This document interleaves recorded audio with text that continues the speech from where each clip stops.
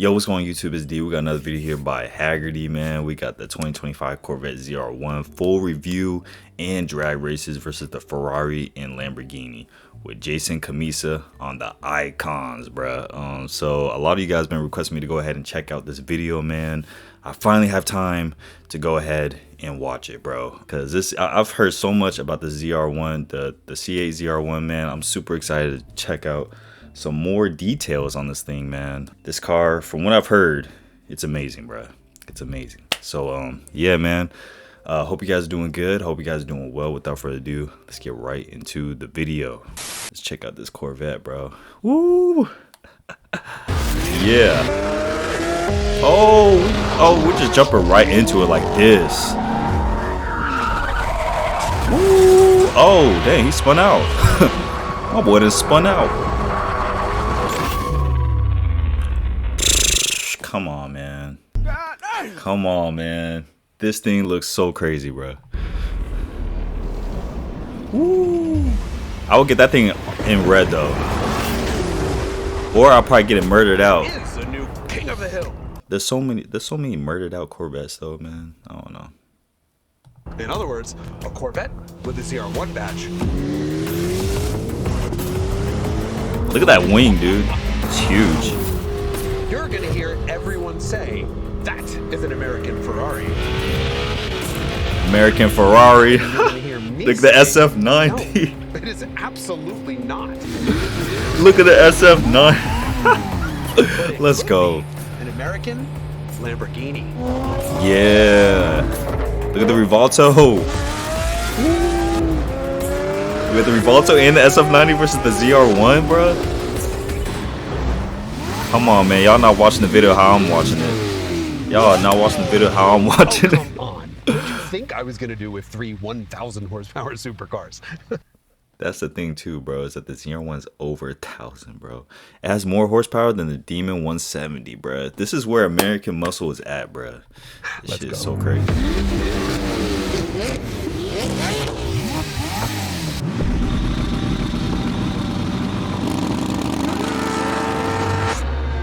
Oh, and they're off, baby. And they're off. Woo!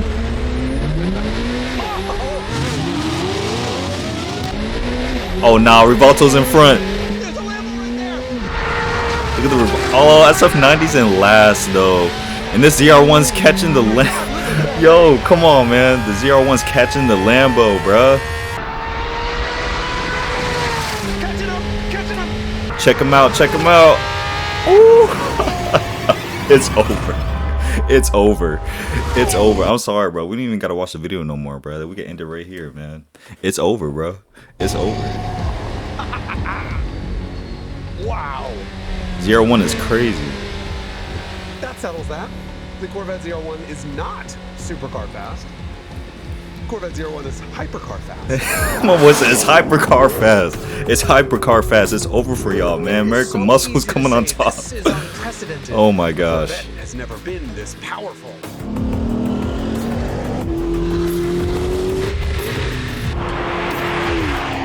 Corvette has never been this fast.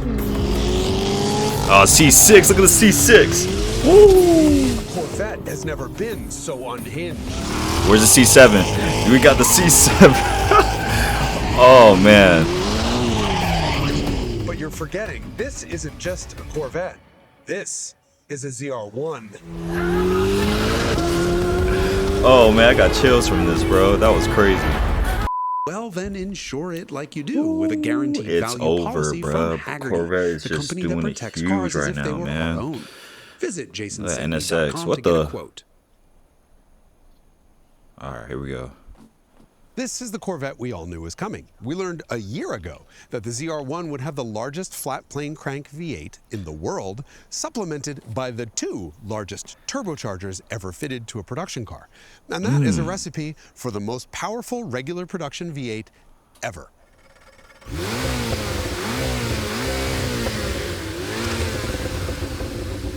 It makes 6. Oh man, this Corvette's gonna put so many smiles on so many people's faces, bro.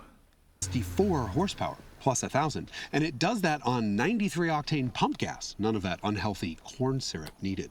Wait, That what? is- Wait. Hold on. So you don't need E85 for this?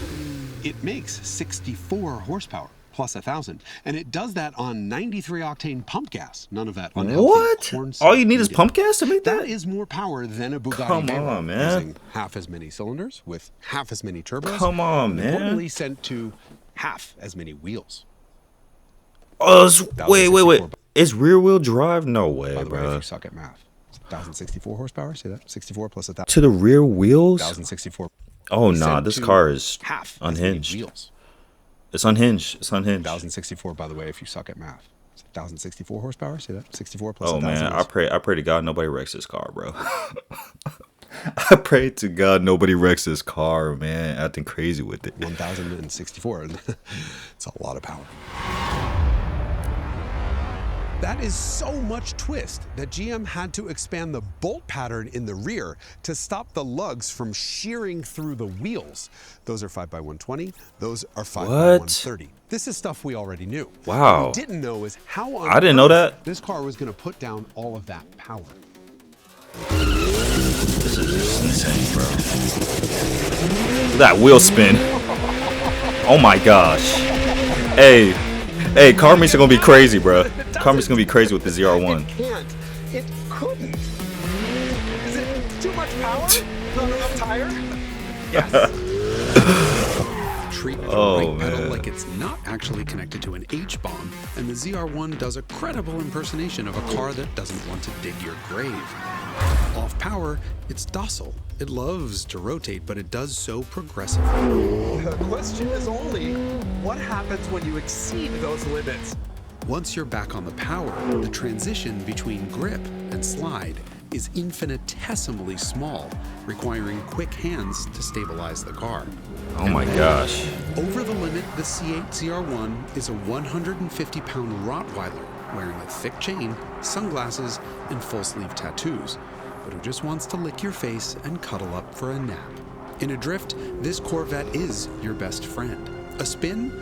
It's just something it doesn't want to do. And this is one of those surprises of the pleasant kind, because the Corvette team has actually managed to make a 1,000 horsepower, two-wheel drive mid-engine car.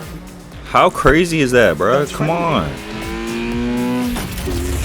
Part of that is because the ZR1 actually reduces engine output in first and second gears. Not so you'd notice, since it scrambles for traction at anything under interstate speeds. But once you're in third gear, it never stops pulling. What? 60, 70, 80, Oh, 90, man. 100, 110, 120. Wow, that thing just catches up to speed so quick. What the heck, bruh? I would say it's Tesla plaid fast, but it's faster. What? Oh, with handling.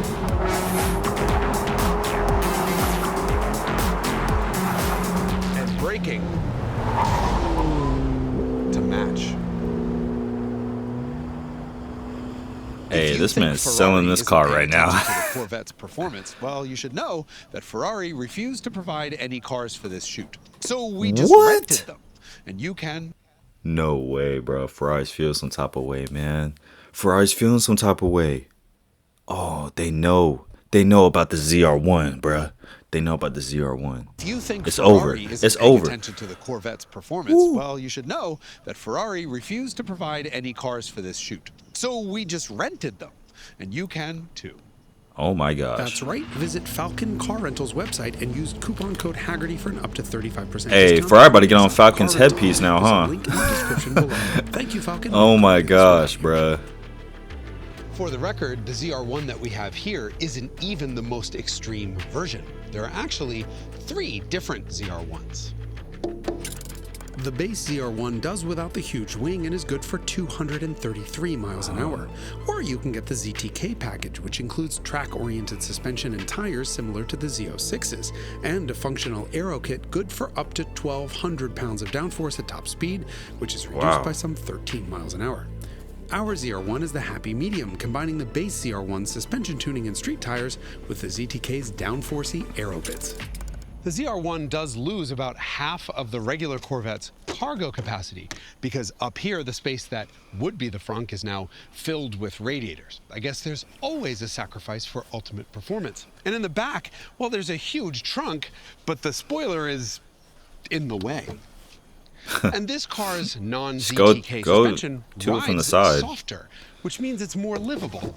And that's very important in a Corvette ZR1, because Corvettes in general, and ZR1s in particular, have always been machines whose hallmark is their ability to do everything well. I can't get over that wing, bro. The first appearance of the name ZR1 wasn't a badge. Looks it too was good. a package for the C3 Corvette in the early 1970s that combined a bunch of mostly existing performance upgrades for competition use. The ZR1 badge and its philosophy was born in 1990 with the first Corvette to wear the badge, the C4 ZR-1.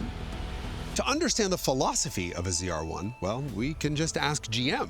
We have here the press kit for the ZR1. In an era of superlatives, it stands out from the rest, not because of the power, but because it does so many things so well.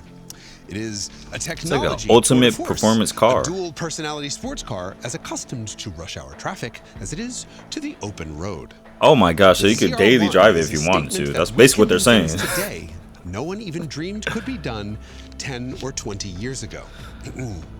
Dated 7th of March, 1989.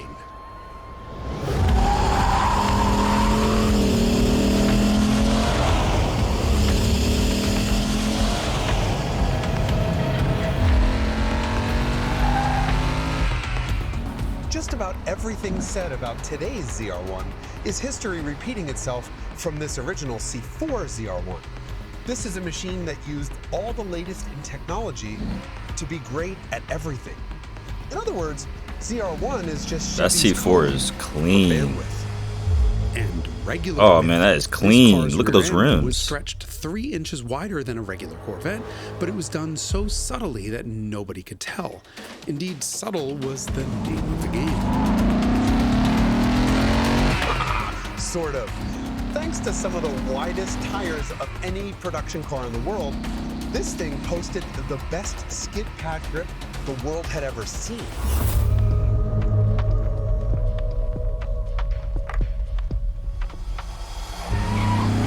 It was so usable, and yet you could fit an entire prancing horse in the trunk. It was named the most capable handling car in the world, and yet, thanks to computer-controlled adaptive dampers, rode so well you could commute in it. Using just about every high-tech trick in the book, the ZR1 made more than 1.5 times as much power as the base Corvette without any additional displacement.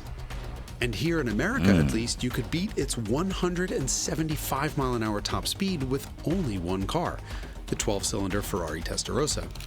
And yet the ZR1 was so efficient that it skirted the gas guzzler tax. It's real party. God, I didn't even see them. They just lined it up. What is Ferrari and what? What the hell was that?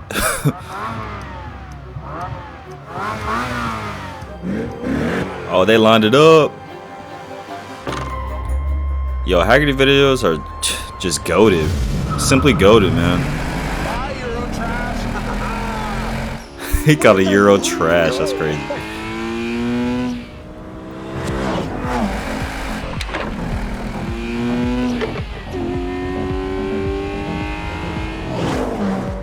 Dang. This thing made 1.5 times the horsepower of that Ferrari. It out-Ferraried that Ferrari's performance at half the money.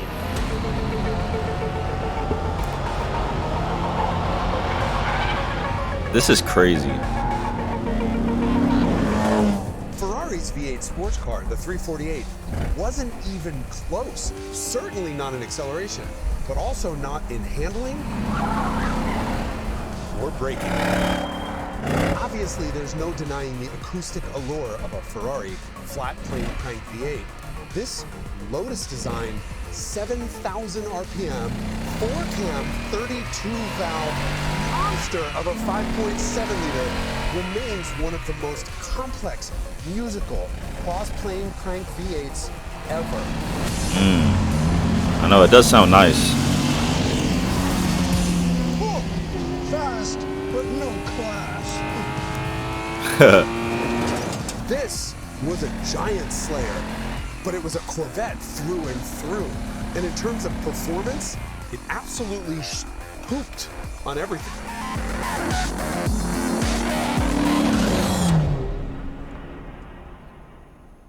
Yeah, but the C4 is a piece of poop.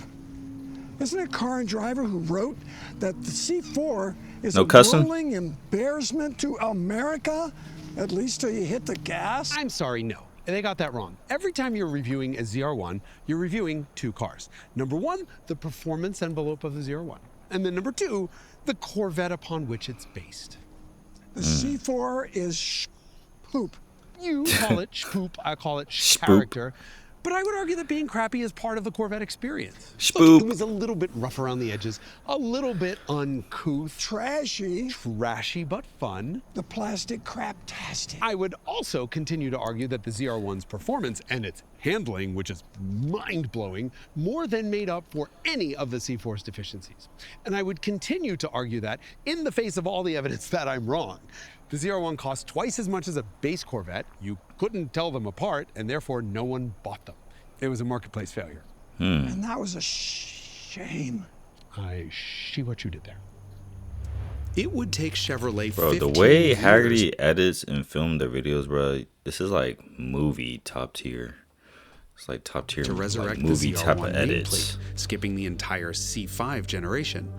When the C6 ZR1 badge appeared, it was missing a hyphen, but followed its predecessor's recipe. 3 inches wider, twice the price, and performance to C6, man. You can never go wrong with a C6. Such a beautiful car, dude. Once again, it used Supercharger. the best of modern technology for performance. Titanium con rods, carbon fiber body parts. Hear that? Hear the supercharger whine, baby? Ooh. The same carbon ceramic brakes that Ferrari used on the Enzo. Really? I didn't know Once that. again, active shocks, but this time they were the magneto-rheological ones that GM had developed and then licensed to Ferrari. Speaking of which, the ZR1 made 1 1/3 times the power of Ferrari's contemporary F430. No outrageously expensive Lotus engine this time, just 10.5 pounds of boost from a blower on top of the small block. And it made 638 horsepower. Wow. The C6 That's incredible. ZR1 wasn't just a straight line monster. Once again, it had a complete performance envelope. It broke the record for the most skid pad grip ever recorded and the shortest braking distances ever measured.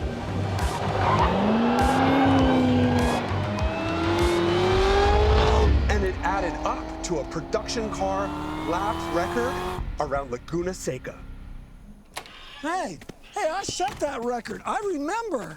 That car drove so well, it was manageable. It was fluid, Jason. I really wanted one of those. Did you wash your hands? Yeah. No, okay.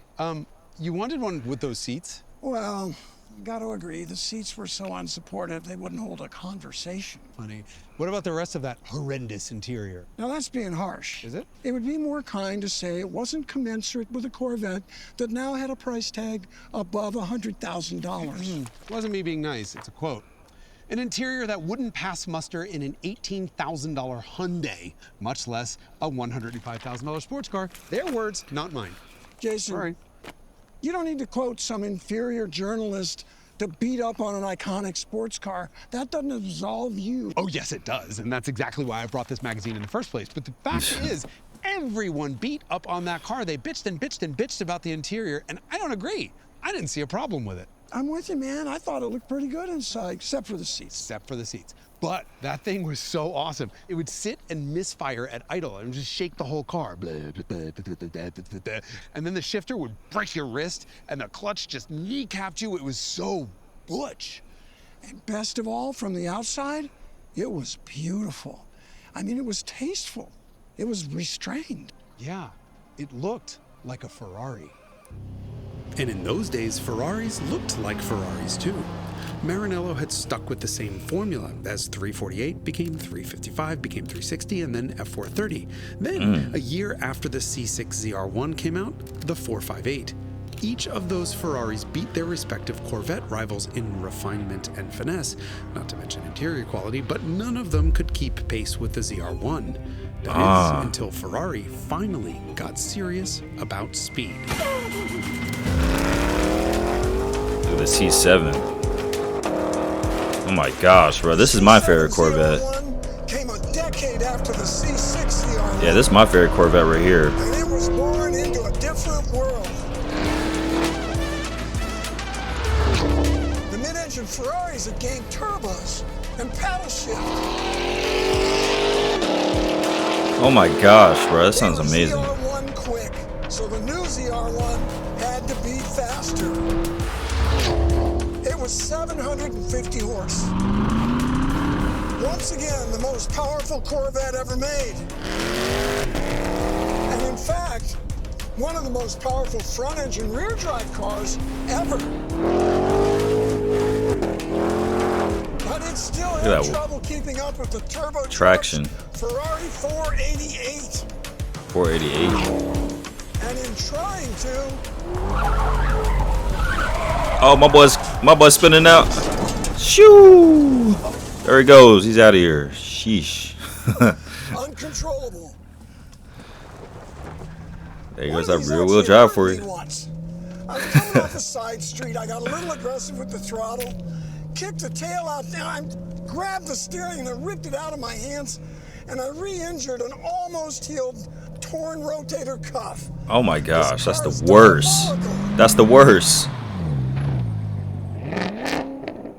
The ZR1 had something the Ferrari 488 didn't, a traction problem. And the only solution was to move the engine behind the driver, just as the Italians had been doing in their sports cars for... Man, be honest, y'all. Which one is cleaner? The C7 ZR1 or the C8 ZR1? Ooh, man. Personally, I like the C7 body a little more than the C8, but they both look super mean, bro. Crazy mean. The mid-engine car's ability to put power to the ground is, well, let's just show you.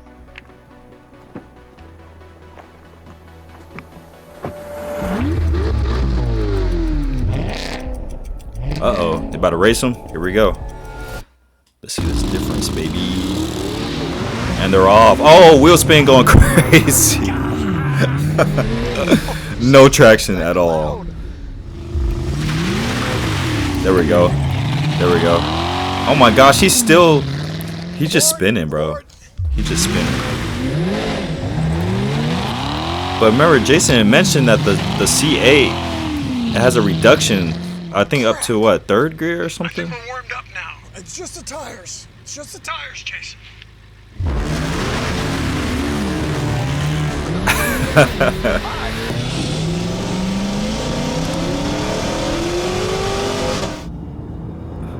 There's so much power to those rear wheels. Oh man. Completely gapped the C7. Look at that. You can fit a semi-truck in between them.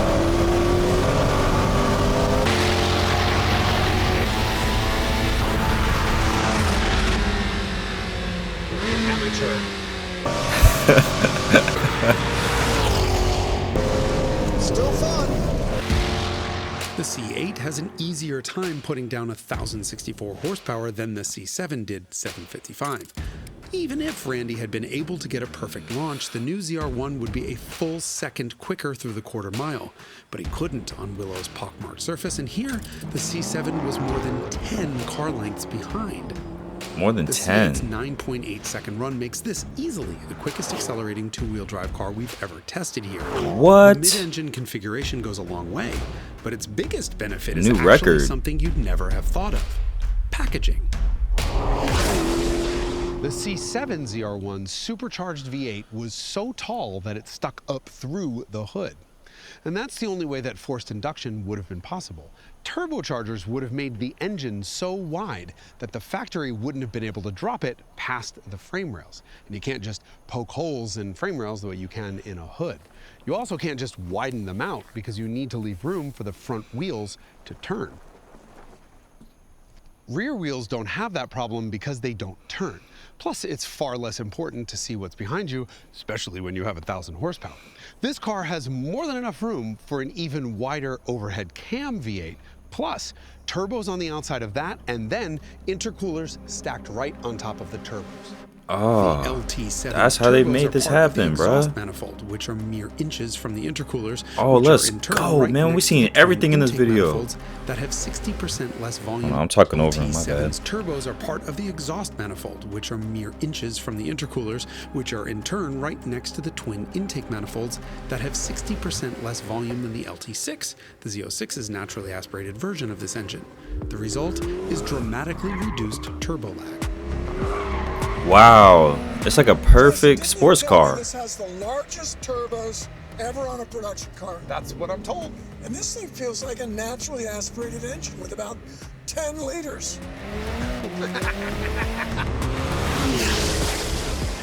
I always think it's a cop-out when people say, this engine feels like it has no lag, because they're usually full of poop. But honestly, I agree with you. At track speeds, this has no lag. It's because GM uses full closed-loop boost control. So it's got a turbo speed sensor and an electronic wastegate, so it knows how fast the turbo's spinning and can play tricks to keep boost even when you're off throttle. So when you get back in, it's perfectly linear. Well, you need linear response when you have this much power. Look at that. Look at that. You know, you Yeah. can't have 1,000 explosive horsepower. You're going to be backwards. Like the C7. Like the old C7 would do that for sure. Look at this side. Oh, he killed that drift. That was fire. I find the C7 and the C8 to be opposites in terms of handling. Okay. Now the C7 was always really good into a corner, turned well, really came in hard, but as soon as you tickle that gas pedal, yeah, that thing is snap oversteer. It is trying to kill you. Yep. The C8 is really hooked up. Look at that. I mean, that's all 1,000 right there. That's 1,000 horsepower. 1,000 horsepower, and you can feel it. Right? It's almost docile in its response. Look, trail this in, you'll get a lovely little rotation, get back on a power. Oh, look at that! Oh, yeah. Try that in a C7. You'll be off the road. Every other 1,000 horsepower car I've driven, and I've driven several, is on the ragged edge all the time. ZR1 is not. This thing's hooked. I've said That's awesome. since the C8 came out, I expect much better things from GM chassis guys than I expect from most other car companies, because when they're good, they're so good. This is one of their so good moments. Things spectacular. I am with you all the way. Yeah, that thing is just insane, dude. This car is just insane.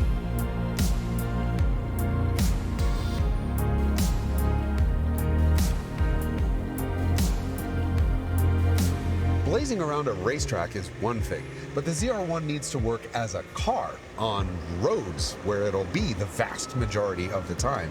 They figured it And it's out. great. It's got Yeah, they figured talking it out. steering, even at low speed, something that's missing from regular Corvettes. And it's got this other great feature where you look in the rearview mirror and nothing exists except the spoiler. You can see literally nothing. But all that composure on the racetrack is replaced by genuine fear of that gas pedal, because violent wheel spin is always looming as a reminder that 1,000 horsepower road cars probably should not be legal. This car belongs in a different world, a world without speed limits or city streets or reckless driving tickets. Fact is, either the car is bored or you're going to jail. Being incredibly civilized has been the defining characteristic of the C8 Corvette since it launched. It took 8 generations to get here, but the Corvette has finally addressed all canards. the constant journalistic And that whining splitter, about oh my crappy gosh, the bro. interior is. And GM has already revealed Just a new, too even fire. better interior that wasn't present in this pre-production ZR1. Fact is, the interior of the C8 works as a car. It has to. It's a Corvette, and so it's being Yeah. asked to do things other supercars aren't asked to do, like fit golf clubs or allow corpulent Americans to get in and out, or commute as comfortably as a Camry and get good gas mileage while doing so. That's amazing. That is a hell of an engineering achievement, but it's also a double-edged sword, because a car that beats you up a little is always going to feel more special. In every previous Corvette, the whole driving experience was high effort, high drama. The controls were heavy, everything vibrated. It might have been capable of a lot, but you needed to grab it by the scruff of the neck and force it.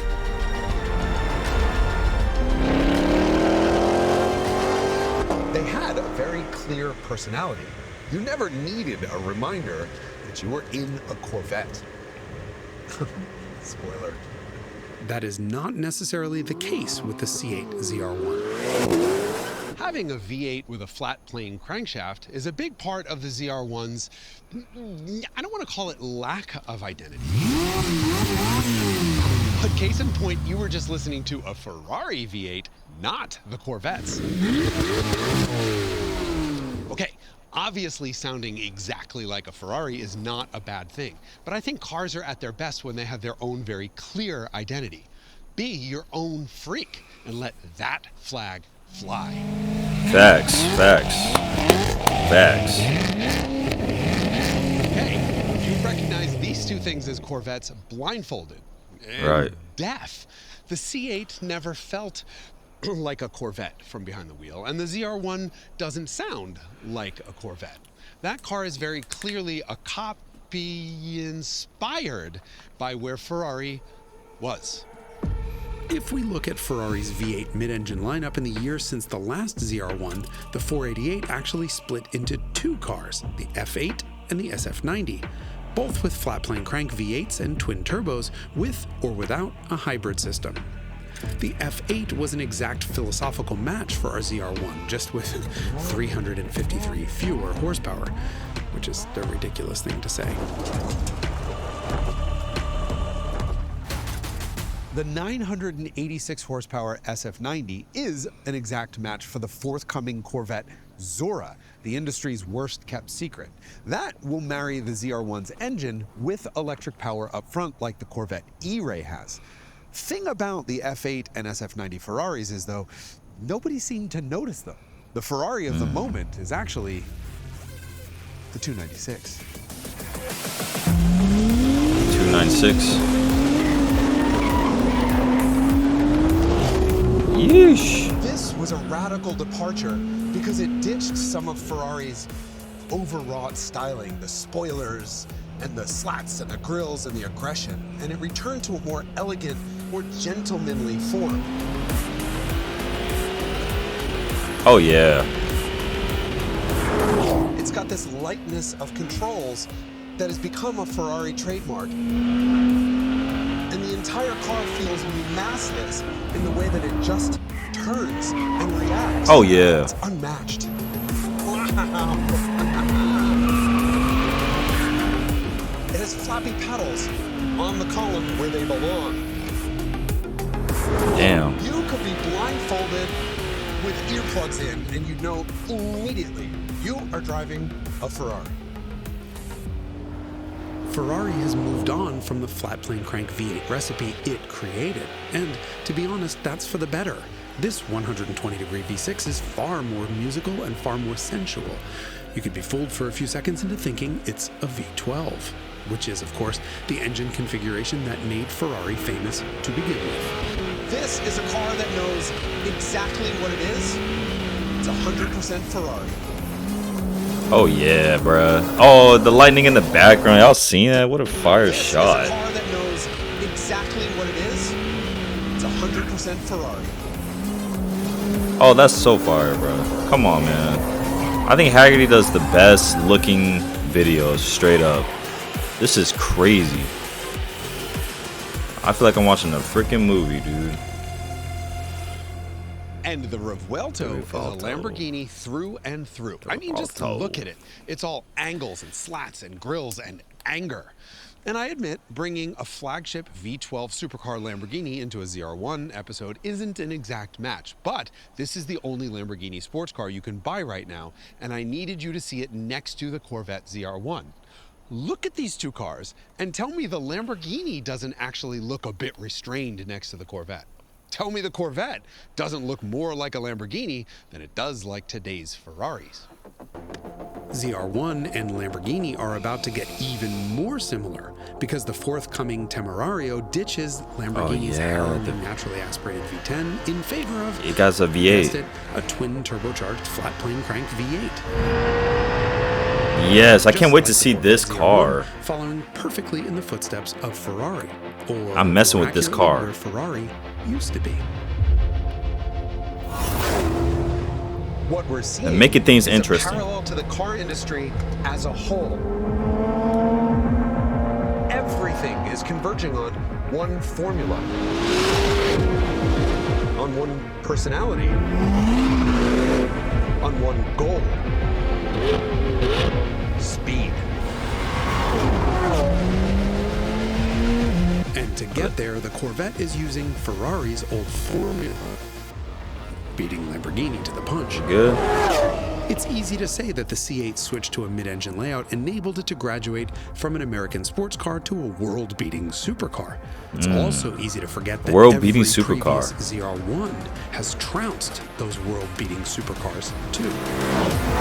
Bro, Corvette is crazy for this, man. This new Or one, Chevy, thanks my to the bad. C8 itself, has lost a little Chevy bit is of that crazy for Corvette this. identity. Unless, of course, the word Corvette is just code for performance. Because in terms of performance,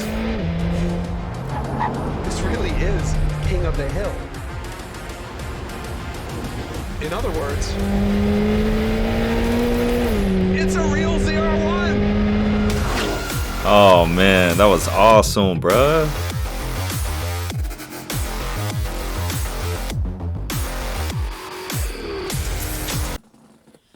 That was too fire, bruh.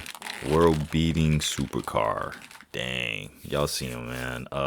Fire video from Hagerty, bruh. But yeah, that's it for the video, y'all. Hope you guys enjoyed. If y'all did enjoy, please make sure you like and subscribe, man. As always, let me know some other videos go ahead and check out. And I hope you guys have a good and blessed day. Peace out.